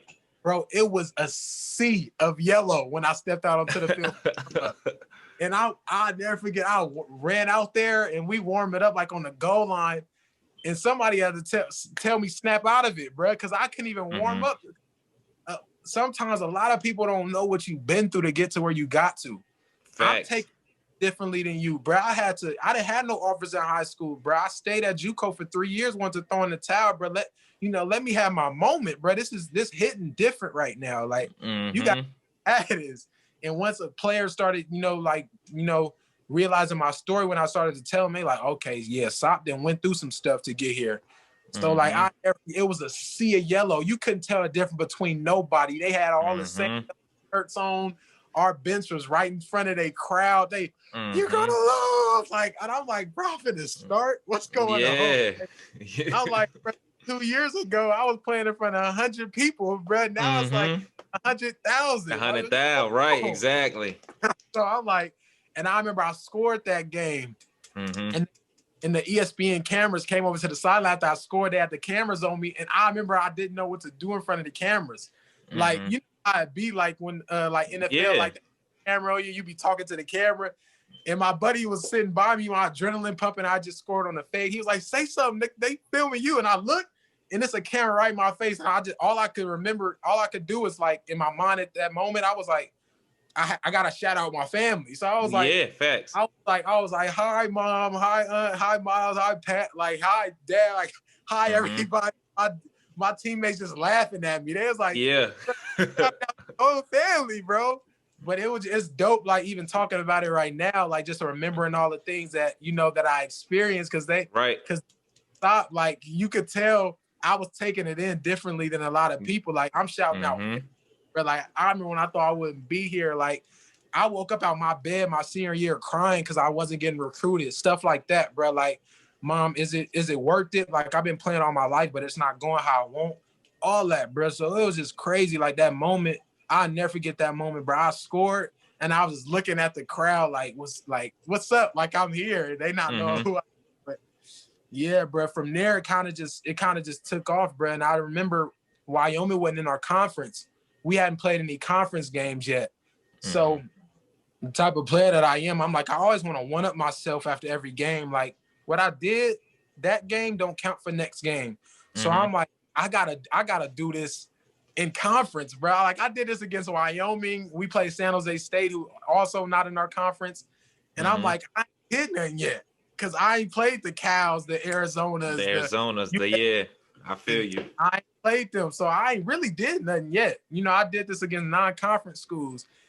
And bruh, my coming out party was probably USC, bruh. That's kind of when I just exploded onto the scene, like, and people started hitting me up, like, bruh, stop, like, where this come from, bruh? Like, I remember that game, bro. I remember that game. Yeah, like, it just, all my family was there. It was just, I scored. I knew where my family was, pointing to them. Like, it was just crazy, and just seeing like kind of how I evolved, not only as a player but as a man, and just like. Just going through those obstacles, bruh. Like, I got redshirted a week before the game thinking I was going to play, bruh. Right when I got there. And I'm like, I had a good camp. Like, I'm praying to God, why me? You had a moments in life where you like, out of all people, why me? Like, I'm living a good life. Like, I'm balling. Like, I think I'm doing everything I'm supposed to be doing, like, on and off the field. Like, what's going on? But sometimes, it's all about building your faith, bruh. Like, just because God give you a test don't mean he not with you in it. You know what I'm saying? That's a fact. And that's a fact, bro. He just walk away on you, you know what I'm saying? Just leave you there. If he give you a test, it's because he think you can handle it. He not going to put more on you, than you can bear. So it was dope, bro. That 2018 season was, bro, we got college game day that season, bro. We played college game day. Desmond Howard, they pulled up to the scene. We on Twitter like, bro, we can't leave the hotel because the game is next day. So we like trying to sneak out and go to the college game day trucks. They flooding the streets. Facts. I'm already in a college town where like everything revolve around the football team. Yeah. Me and my roommate, like, bro, do you see this on Twitter? We was trending, bro. Like, streets flooded. That was the first they probably go there. I don't know when, but that's the first time they went to Washington State. You know what I'm saying? It was just crazy. We won. The crowd, they ran out. They coming out the stands. My cousin, bro, that was there. Yeah, you trying to find everybody. It was just crazy that we beat Oregon, and it was just moments like that stand out to me, bro. But it was definitely some of the best years of my life. It was the first time I was ever on my own. I didn't know how that was gonna go. Mama's boy sheltered, like, shipped me off to Washington State. What I'm supposed to do now? Right. A lot happened, bro. But for sure. It was a dope experience, bro. Yeah, for sure. My experience with D1 was dope too, man. I went to a HBCU, so historically black college. My skin color people and other people too. But for once in our lifetime, we were not the minorities at the school, Right. So it's a different experience. It's a great experience. Like I said, you had big D1 offers. I had big D1 offers. I had the same Eastern Michigan offer. I had Louisiana Lafayette, and schools like that. But I ultimately chose to go to the HBCU. And the reason I did was because I always wanted to go to a HBCU. And then I always wanted to just experience that and be down south. So once I took my visit to Prairie View, man, I fell in love with the school, the atmosphere, the coaches, and I committed like that next weekend. So we both went through the ranks at the D1. You had some good accolades. I got freshman, I got SWAC player of the week a couple times. I got freshman newcomer of the week. I got offensive player of the week, different things like that at my D1 school as well. So I had a pretty good first year. And then I ultimately, my senior year, I started talking to college coaches and I mean, not college coaches, but NFL coaches and XFL coaches and arena football coaches. And I ultimately got in trouble again. So I didn't get to play my senior year, but I got to compete at my pro day. And after my pro day, you know how hard it is coming from a HBCU, man. It's hard to get noticed and get drafted and go to the NFL. But I had a good pro day. After the pro day, I was talking to the Rams and the Browns. But ultimately, they never invited me to camp. But my story is different than yours. So you actually made it to the NFL. You were an undrafted free agent. So talk to me a little bit about that experience and that journey, because, that's everybody's goal when you playing sports is to make it to that level, and you did it. So talk to me about that a little bit. Man, it was crazy. So after my last year at Washington State, you start trying to find an agent and everything in hopes, to get connected with that and, play at the next level. So that was kind of the first thing, is just, finding an agent. That was hard. A lot of them was hitting me. And I'm just like, I don't know, bro. Like, I want to play ball. You know what I'm saying? Right. Like, stuff like, Mom, you have to handle this because I don't know who to pick. You know, my mom and dad helped me with that. Ultimately, picked my agent, and then I already knew I was working out in the off season, like to prepare for my pro day and hopefully the combine at the time.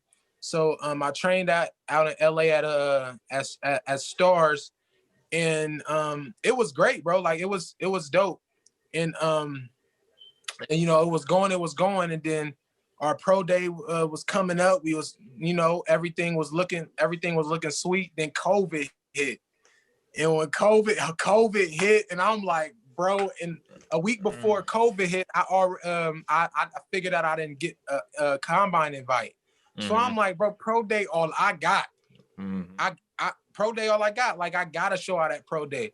So pro day, we found out pro day got canceled, had to work around that.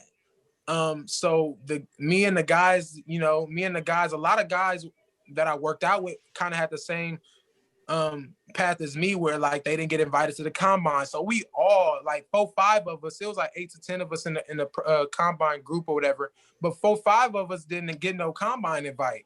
So we had to work around that. And I remember at the time I was staying at a hotel before I started staying in my little apartment, and I was like, how am I gonna figure this out? And they put me, the hotel that I was at, COVID had started hitting, so the hotel that I was at, they had to shut down. So I had to figure out where I was gonna stay, and I was like, COVID really came right now. Right now. So I'm like, all right, bro, like another test, bro. Like my life been full of tests, bro, from when I was young to now, bro. It's just been full of tests. But like I said, when you go through it, bro, so many times, you accustomed to it. You know how to work around it. You know your faith, your family. So that was that, and I'm just like, how are we gonna do this? So the group, the guys over my facility and stuff, we worked around it. We got a video crew to film our pro day, not our pro day, but our pro day that we made by ourselves. We went to like a little field, like 15 minutes from our facility. And like we did our pro day there, and I ended up running I ran a 4.42. I don't know how. Yeah, I don't know how either, bro. Because man, you know, one of the worst plays that I hate that we had together, bro. Just speaking back on it, bro. We was playing. Was it Siskiyou? No, it might have been Siskiyou. No, yeah. It was either Siskiyou or De Anza. It was one of them, bro. But I threw you the whole shot. On the left side of our field, bro, and you got caught, bro. And that is my favorite play, because like the ball that I threw was like a money ball, bro. And you caught as soon as I got past, bro. As soon as I cleared this cover to corner, bro, right on his ear, like right behind his ear, bro. And you caught it and split him.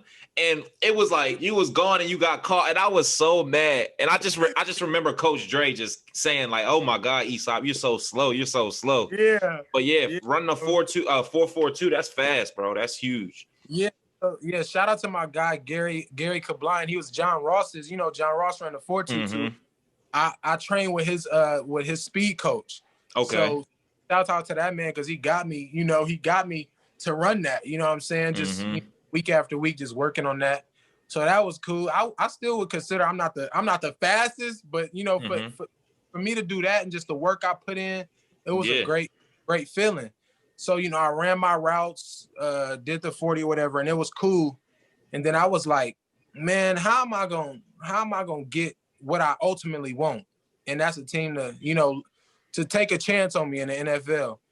So I did that, and I had to send that out to NFL coaches, because it wasn't none of them there for my thing. So like, you know what I'm saying, wasn't none of them there for my little pro day. So I had to start sending them out to the Jaguars, to just everybody, to the. Then I'm on my agent tail, like, bro, like, let me know how this go. Like, I sent it to him, he sent it out, and you know, draft day was coming up, and I'm like, my whole family gathered at my house, and we didn't know what was gonna happen, bro. Like, I talked to coaches throughout that process. I talked to a lot of NFL coaches, and even that was just a great experience. Like, coming from where I came from, being on a phone, you know, with some of these NFL coaches, I'm getting off the phone like, Ma, guess who I just talked to? Like, and she like, no, didn't know you did. So it was just crazy. Like, still like being able to maneuver and be able to like talk to coaches like that in the NFL, like that was a blessing in itself. And so draft day came, and me and my agent, I felt like we was talking like every 5 seconds, bro. Like he was like, so-and-so just called me, so-and-so just called me. So on draft day, I talked to like 4 or 5 coaches that said they wasn't gonna draft me, but said that they was showing interest. My heart already beat, my whole family at my house. I'm like, I gotta go to the bathroom. I'm going to the little guest room to answer these phone calls from these coaches, and they still not saying that they gonna take me in this pick or this pick. So I'm like, bro, like stop playing with me, man. I'm like, I know what the real thing is. They like, we like you, man. We think you will fit. And that's just how like the conversation kept ending. And then like towards the end of the 6th round, my agent called me. He was like, it's probably gonna be the Rams. And I'm like, what the heck? Like, what you mean? He's like, yeah, I just got off the phone, with a couple guys there. He's like, they like you. He was like, they gonna take you right after the draft. So, I signed with them, and it went from there. Yeah, what's crazy though? Another one of my receivers I played with, Kadero Hodge. I played with him at PV. He went undrafted to the Rams too. I guess they got a thing about receivers that's undrafted for sure, because he went there too. And did he go to the Browns? Yeah, he played for the Browns now. Okay, talking about. I know. Yeah, he played for the Browns now. That's my boy. He gonna be a guest on the podcast too. I'm getting him on the podcast too. But yeah, so they must have a thing about giving athletes a shot, which is a great thing. A lot of pro teams not doing that. For sure. So yeah, so man, you go undrafted to the Rams. You go to training camp. What was that experience like playing at that NFL level and being around? I'm sure you was around Jared Goff and Aaron Donald and Jalen Ramsey and people like that. So how was that? It was dope, bro. I was really just trying to take it all in day by day. The first thing that was the hardest thing to adjust to was the playbook, because bro, in college we only had to be honest, we only had 5 or 6. I only ran 4 or 5 routes, bro. All of my time at Washington State. I never played inside at Washington State, and then I was always on the right side of the ball. So I was never moved. How city Jimmy moved me around. We was everywhere. Yeah, you was everywhere, bro. It wasn't like that. And it's crazy having this conversation because you probably didn't even know that. But bro, I never moved around at Washington State. I didn't know that. I was on the right side, and I was always at outside. So it was a lot of routes in the route tree that I didn't run at that level. So I not only did I have to adjust to doing that, but lining up on the left side of the ball, right foot up, just little stuff. And then that playbook, bro. I know that playbook crucial. Oh my, bruh. That playbook was something else, bro. We didn't have no playbook bro, my playbook at Washington State wasn't even half of what that playbook at the Rams was. It was just crazy. I remember standing up 1, 2 in the morning studying with one of the other UDFA quarterbacks, just trying to learn the formations, learn the checks. In that playbook, I was just like, ain't no way in the world I'm gonna learn this. And then I find out throughout camp that we before camp, obviously, that we weren't gonna get no preseason. So I'm like, another test. What the heck? This was my only time that I could really show that I was gonna be exactly that I could really display my talent, show what I could do. Because in preseason, the starters only get 1, 2 drives. You know what I'm saying? Exactly. It's all everybody else. So yeah, and guys still trying to make the team. So I'm like, all right, now I gotta go crazy in camp. And then so got to camp. And to be honest, UDFAs, we don't get a lot of opportunities in camp. You know what I'm saying? Because they got guys that they draft, and then you got the vets. So they're the ones. And just to explain what a UDFA is, it's an undrafted free agent. Just for everybody out there that's listening and doesn't know what a UDFA is, it's undrafted free agent. But yeah, go ahead. Right. And so another thing I want to add to that is when you're an undrafted free agent, you get to pick the team that you go to. So even when the Rams called me, and I knew that I would go there, the Bears called me and a few other teams called me. I was like, did anybody pick you up yet? So a UDFA, you actually can choose where you go to. So I think that's a thing that could be that nobody knew about. Yeah, I never knew that. So that's great information. Yeah. So I was there and just learning the playbook, and then just figuring out no preseason, and then just kind of having make the most of my opportunity, bro. Cause I'm like, bro, it'll be some practices. I only got 2 to 3 reps in team. And then we had like a developmental 7-on-7, but that's 4-5 plays. So just to, just to give people that's wondering like how the life of a UDFA is, that's kind of what it is. Like you got to make the most of your opportunity. Cause some days you might get 1 rep in team. Some days you might not get no reps, but you just got to make the most of your opportunities. And to be honest, when camp finished, I felt like I did. They wanted to part ways with me or whatever, and went with some other UDFA's receivers. And I was like, what I'm saying, it is what it is. But just being around Cooper Kupp, Robert Woods, Jared Goff, Aaron Donald, vets, and just soaking up their mind, and just, Cooper Kupp, Robert Woods, them being guys that were already established, learning from them was great. It was a great experience, bro. Like people think, just because you're a UDFA, like they treat you differently. Nah, man, they treated me like I was going to be starting on Sundays. Like the training staff, the coaching staff, they got a great staff there. I love everybody there. It was great, man. But, it came down to, they had to choose between me and the other few receivers, and they chose to go with other guys. So, currently I'm a free agent. Obviously, still hoping for that chance that I know I will eventually get, but just staying in constant contact with my agent and just really just grinding. And, the first thing I said, when we got on the call is just keeping the main thing, bro. And that's training. I got my cousin Miles. I'm at his house right now, but tell Miles I said what's up, bro. Yeah, he upstairs, but just training with him. We go at it every day. I work out with him every day. Get my cardio, get my routes in, and lifting, and just what I'm saying, just keeping keeping it consistent, keeping the grind, and just knowing that when I do get that call that I'm gonna be ready. What I'm saying. Eating right, making sure I'm sleeping, just because I know it's gonna come. And say that again. Say that one more time. What you just said. Eating right, sleeping. Because that's important as an athlete. People don't understand that, man. That's important. And what's crazy is when the high school guys watch this, man, you rather do it now than later.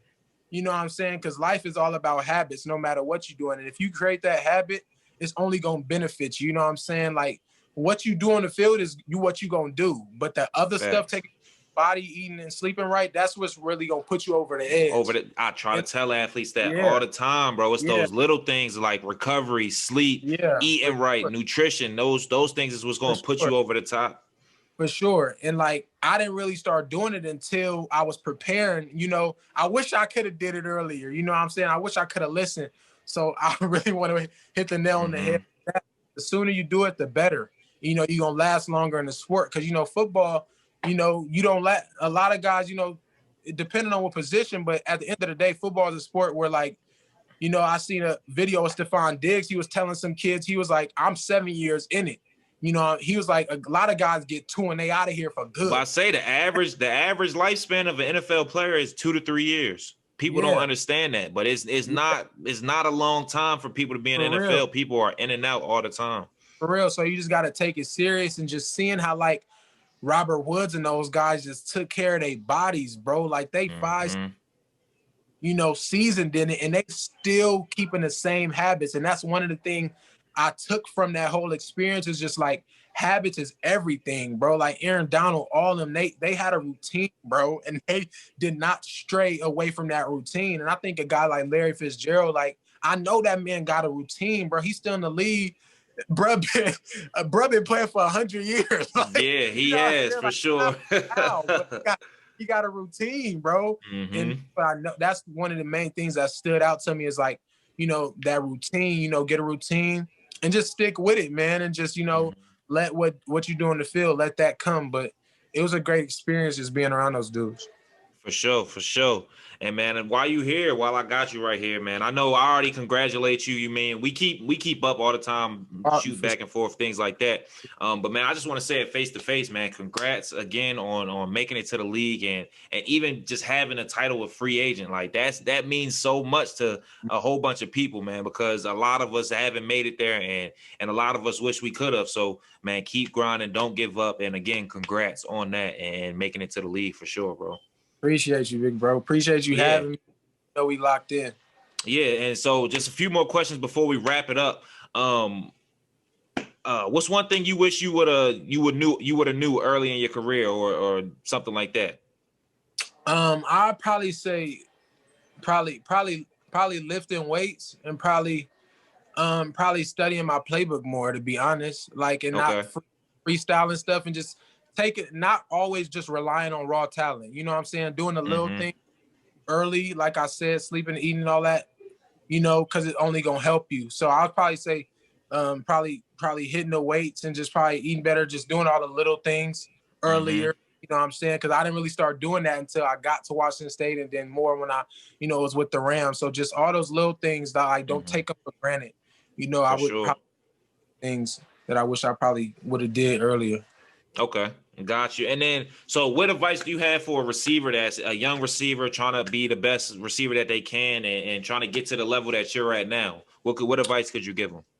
I would say don't focus on what you're good at. Focus on what you need to work on, because that's one thing I had to transition to, like in JUCO, and just what I'm saying, and just Washington State. Like I was always like trying to work on my hands. I can naturally catch the ball, but I was like, let me still work on my hands, like, but my routes. By the way, you got the best hands I've ever had, I've ever played with, if you guys don't know, man, y'all need to go watch this man's highlight tape and see how many one-handers and all types of crazy catches he done did, man.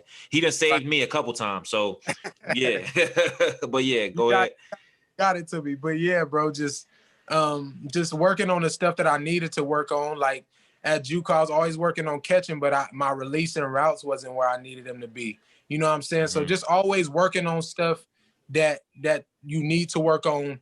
If you a speed guy, then work on your catching more, or work on your release, or work on your feet. You know what I'm saying? That speed is already there. You could not put it on the back burner, but magnify the things, put the magnifying glass on things you need to work on more rather than what you already got. I would probably say is one of the biggest things I could tell them kids. Yeah, for sure. And I just actually did a video on this on my Instagram, is managing your strengths and improving your weaknesses, man. Because a lot of people want to focus and drill on your strengths when it's already a strength.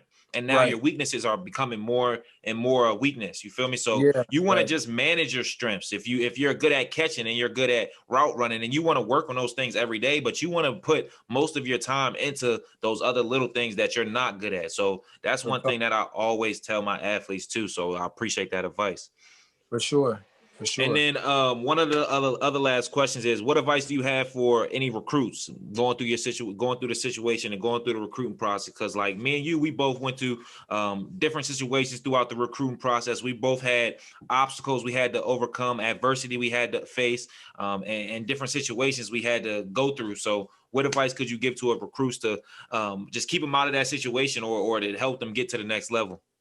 I would just say, in JUCO, or just like high school kids coming up, build your resume, build your catalog. And when I say that, I mean every time you step on that field for practicing game day, just improve yourself. Sharpen your tools. And when you get on that game field to play against somebody else, another team, just build your resume and just go crazy. You know what I'm saying? Just do your thing.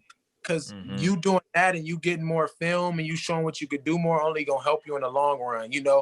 That tape at the end of the day is all you gonna have from that season. You know what I'm saying? So that should be your mindset. Is like, let me put only good stuff on tape. Like when it come to blocking, if you're a receiver, if you didn't do good blocking last game, then you better block your butt off this game. Like if you didn't catch good, you better catch. You know what I'm saying? So just trying to better yourself every game, and it's only gonna work out for you at the end of it. For sure. And yeah, man, like building your resume and just go with your heart at the end of the day too. Like my heart was always to play in the Pac-12. Eastern Michigan showed me a lot of love, but I always want to play in the Pac-12. And you're gonna have your family around, giving you input, but go where you want to go. Because at the end of the day, 5 to 10, 50 years from now, 20 years from now, you're gonna have to live with that. So go do what you want to do. If a coach is showing you love and that's you putting all your chips in that bag, and they giving you all the love, you know what I'm saying, do that. But if your dream was always to play at another school and that come and do that, you know what I'm saying? Like do what's really on your heart, you know what I'm saying? Because you the one that gotta live with that. You know what I'm saying? Parents, they gonna be there, of course, to tell you what their input is, but you the one that gotta go to sleep at night with that on your heart. So that's those a are fact. those two big things I would say. Build your catalog and just go with your heart. Got you. And yeah, and I always want to leave my athletes with some advice too, man, is just to touch on what you just gave them is, man, take advantage of every opportunity you get. You never know when your last day is going to be strapping up your pads or putting up or lacing up your shoes or hitting the ball out the park. You never know when that's going to be your last day. So every time you step on that field, every time you step on that court, every time you step on that diamond, man, make sure you take advantage of those opportunities, man. And like you said, man, put good things on film. Create good habits. Do not put bad things on film. Like you said, as a receiver, blocking. If you're not blocking, man, then coaches aren't going to recruit you. So just, man, make sure you're doing every little thing possible to get recruited. And then before we get out of here, I do have one last section. This is the section I'm gonna do with all my guests. It's called What's Happening. It's just a 5 fast questions. I'm gonna put you on the hot seat. Answer them as real as possible. Nobody's gonna get offended. Nobody get hurt. I can tell you, I'm not gonna be offended or hurt. So you good? You good? Yeah. Hold up. Oh, all right. Yeah. Nah, you good. Somebody probably was calling you. Yeah. All right, so the first question is, I'm putting you on the hot seat, bro. You're not going to offend me. You're not going to make me mad if the answer is not me, but you played with some great quarterbacks throughout your years, man. Me, Gordo, Matt, Minshew, Folk, Goff. Who's your favorite?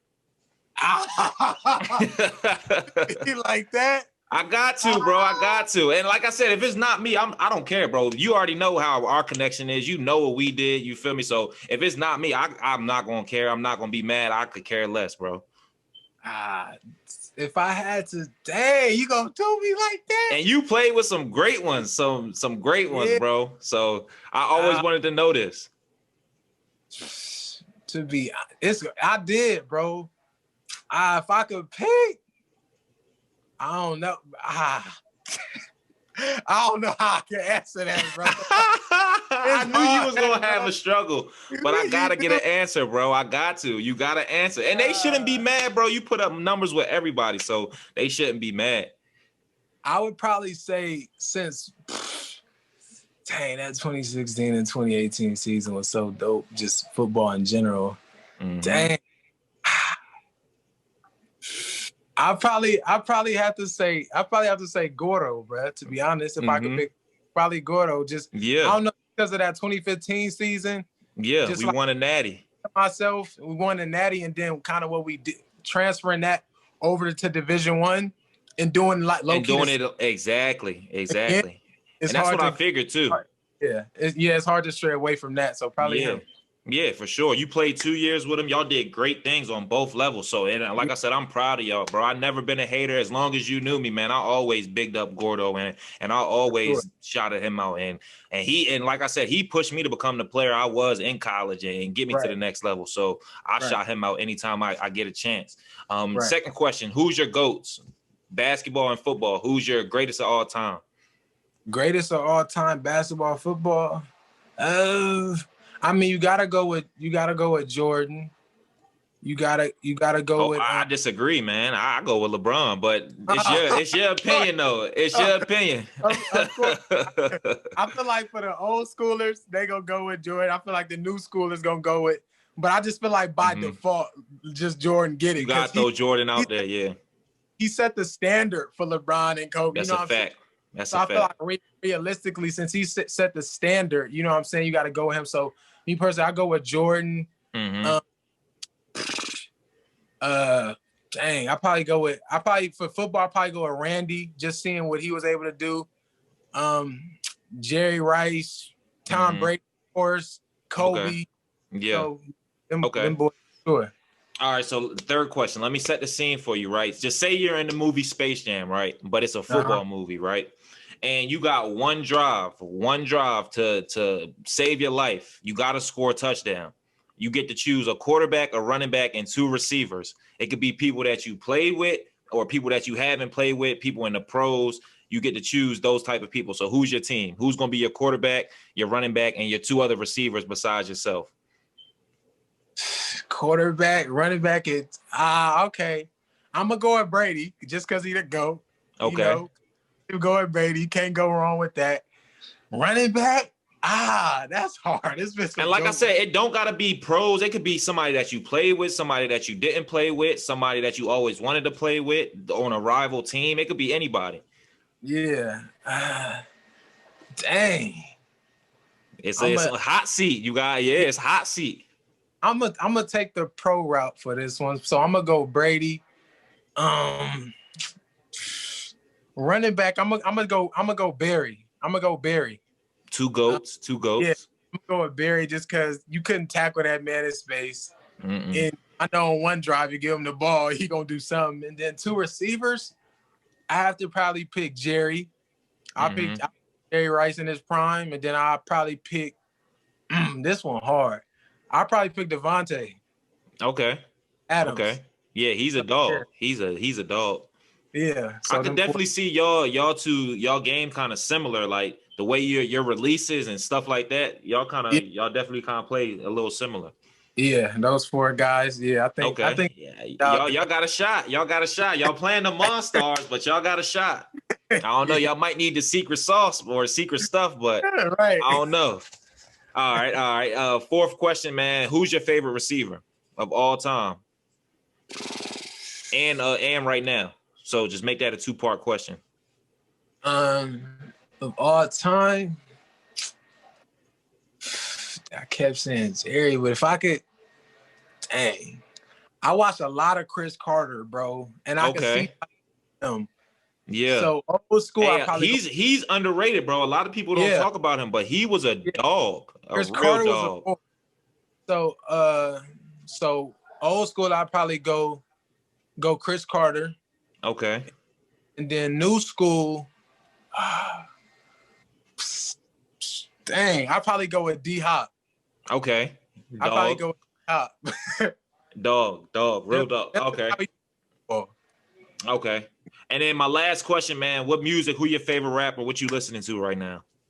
Man, you know Drake up there. You know Drake gotta be up there. What am I giving, a top 3, top 5, or like? Yeah, just give me the top 5 rappers you listening to right now.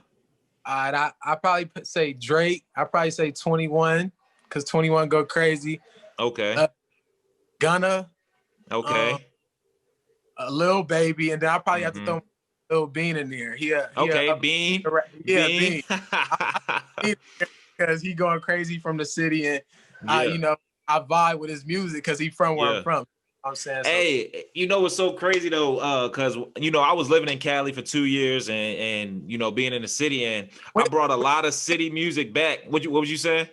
Bean went to city. Yeah, I know. Yeah, and that's crazy. But yeah, so man, just being at city and being with y'all in the locker room, man, I learned a lot of y'all music and just being around y'all, and I took a lot of that music back home and to Texas and put a lot of people on, bro. Yeah. California, it's a different vibe when it comes to like music. It's different for sure. Yeah, for sure, definitely. But yeah, man. Once again, man, I just want to say, man, I appreciate you for taking your time out tonight and being on my podcast, man. Like I said, it's my first one, so I wanted to get somebody that was real special to me and that was real key and crucial to my journey on for the first episode. So, man, again, I appreciate you. I congratulate you for doing all the great things you've done and keep going and get into the NFL and keep being the man you're being, my guy. Thank you, bro. I appreciate you having me. We locked in, bro. I already told you I love what you're doing, helping up and coming kids. A lot of them, they ain't got direction, so I'm supporting you wholeheartedly, bro. You my guy. You already know, man. How fast I reply for you, bro. We locked in. We locked in for life. I can hit you anytime, and I'm supporting you, man. Keep doing what you're doing because it's only gonna help the up and coming kids, bro. And I respect it a lot, man. Thanks for having me. I got you. Yeah, for sure. And I'm gonna get with you once this pandemic over because we gonna put together like a showcase. I'm trying to put together like a showcase for up and coming athletes all around the world. So we're gonna come to Cali and we can put something together. That sounds like a plan, bro. That's locked. That's locked in. And just before we go, man, where can people find you and where can people follow you? Simple, man. Instagram, Easop Winston, just my first and last name. Twitter, same thing. And those are the two social medias that I'm on the most. And Yeah, man. Easop at Easop Winston, and that's what it is. No problem, man. And for anybody that's looking for more one-on-one help with recruiting, if you want to order my book, my website is crosscrownconsultant.com. Again, crosscrownconsultant.com. And then my book is the recruitingcompass.com/ebook. So the recruitingcompass.com/ebook, man. And if you got any questions, man, hit me up on Instagram, Cross and Crown Consulting or Cross and Crown Training, either one. And I'm open to answer any questions. But that's a wrap for this first episode this week, man. And I appreciate you for tuning in. And again, we're bringing you episodes of this Grind Over Guilt podcast each week. So, man, make sure you stay tuned in. Appreciate you. Yes, sir.